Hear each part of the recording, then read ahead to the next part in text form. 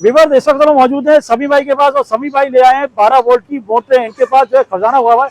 खजाना ऐसे कहूंगा कि एक एक चीज खोल के दिखाते हैं। अस्सलाम वालेकुम समी भाई। वालेकुम सलाम। खैरियत से ठीक हो? अल्हम्दुलिल्लाह। सबसे पहले तो बताओ जगह कौन सी है ये न्यू कराची 5E 5E। हमारी वर्ष का नंबर बताइए। 0341023745। ये बताइए ये मोटरें हमें जो ऑनलाइन मिल जाएंगी? जी बिल्कुल मिल जाएंगी। ये क्या इसी सूरत में मिलेगी? खराब है क्या सारी? नहीं, ये ओके ये खोल के चेक करा रहे हैं, इसलिए ये कस्टमर मुखालदा खा जाते हैं क्योंकि कॉपर माइनिंग में। ये सारी कॉपर में? जी बिल्कुल कॉपर में।